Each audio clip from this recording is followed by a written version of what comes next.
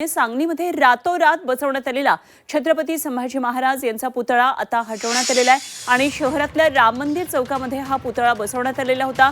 मात्र पोलीस आणि महापालिका प्रशासनाच्या विनंतीनंतर आणि पुतळा बसवण्याबाबतच्या आश्वासनानंतर शंभू प्रेमींनी हा पुतळा तिथून काढलाय। अधिकृत परवानगी आणि पुतळा बसवण्याची प्रक्रिया तसंच ठिकाणाबाबत बैठक घेण्याचं आश्वासन शंभू प्रेमींना देण्यात आलेलं आहे। मात्र महापालिकेकडून त्रिकोणी बाग या ठिकाणी देण्यात येणाऱ्या जागेला विरोध करत चौकातच हा पुतळा बसवावा अशी मागणी शंभू प्रेमींनी केली आहे।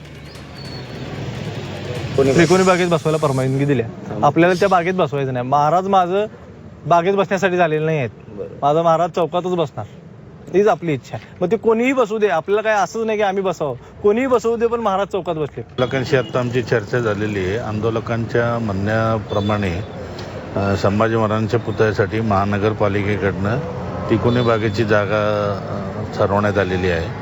पण आंदोलकांचं असं म्हणणं आहे की महाराजांसाठी त्रिकोणी बागेची जागा ही योग्य नाही, प्रशस्त भव्य जागा महाराजांसाठी असावी आणि त्यासाठी त्यांना आम्ही पर्यायी काही जागा असल्याचं सुचवायला सांगितलेलं आहे। आंदोलकांचं आणि नगरपालिकेच्या जे अधिकारी आहेत त्यांच्याशी आम्ही आता थोड्या वेळाने चर्चा करून यावर पुढील काही मार्ग शांततेत काढता येईल त्यासाठी प्रयत्न करत आहोत।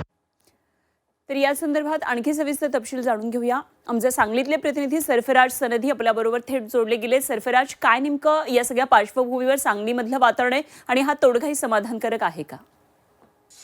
खरं तर सोलापूर जिल्ह्यातल्या अंजनगाव येथील छत्रपती शिवाजी महाराजांच्या पुतळ्यावरून राजकारण जे आहे ते तापलेलं असताना आणि या पुतळा बसवण्याच्या मुद्द्यावरून जे वातावरण तापलेलं आहे, अशातमध्येच आता सांगलीमध्ये देखील छत्रपती संभाजी महाराजांचा पुतळा जो आहे तो बसवण्यात आला होता। शहरातलं राम मंदिर चौक आहे, या ठिकाणी हा पुतळा बसवण्यात आला होता। या चौकात असणाऱ्या 100 फूट उंच भगवा ध्वज आहे, त्याच्या खालीच छत्रपती संभाजी महाराजांचा पुतळा जो आहे तो रातोरात या ठिकाणी सांगली शहरातले जे शंभूप्रेमी आहेत त्यांच्याकडून बसवण्यात आला होता आणि त्यांची मागणी होती की शहरातल्या ज्या चौक आहे प्रमुख तो कोणताही असो त्या ठिकाणीचा हा पुतळा बसावा।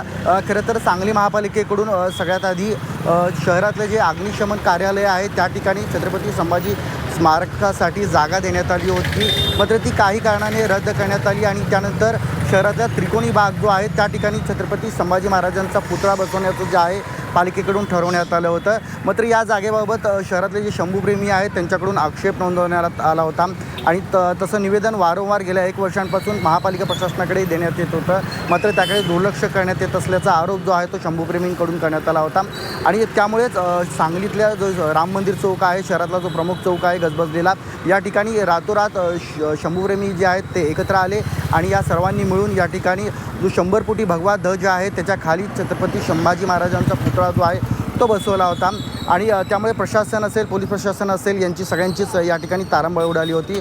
अखेर या शंभूप्रेमींची समजूत काढण्यामध्ये पालिका प्रशासन असेल, पोलीस प्रशासन असेल यांना यश आल्याचं आपल्याला पाहायला मिळतं आहे। शहरातला जो काही त्रिकोणी बाग आहे या ठिकाणच्या बाबतीतला जो निर्णय आहे त्या बाबतीत आणि शहरात कुठे बसवावा याबाबतचा बैठक घेण्यात येईल आणि त्यानंतर छत्रपती संभाजी महाराजांच्या पुतळा बसवण्याची जी प्रक्रिया आहे त्याबाबत बैठक जी आहे ती घेण्यात येईल असं आश्वासन देण्यात आल्यानंतर शंभूप्रेमींनी या ठिकाणी एक पाऊल मागे येत रातोरात या ठिकाणी बसवलेला जो पुतळा आहे संभाजी महाराजांचा तो त्यांनी काढून घेतलेला आहे। त्यामुळे या ठिकाणी सकाळ पहाटेपासून या ठिकाणी प्रकारचं तणावाचं वातावरण जे आहे ते निर्माण होण्याची शक्यता निर्माण झाली होती ती आता निवळलेलं आहे। या सगळ्या पार्श्वभूमीवर राम मंदिर चौकात सध्याच्या घडीला देखील मोठा पोलीस फौजफाटा जो आहे तो तैनात करण्यात आलेला आहे। वास्तविक आता या ठिकाणचा असणारा जो छत्रपती संभाजी महाराजांचा पुतळा आहे तो शंभूप्रेमींनी काढून घेतलेला आहे, त्यामुळे सध्या या ठिकाणी कोणत्या प्रकारचं तणावपूर्ण स्थिती नाही।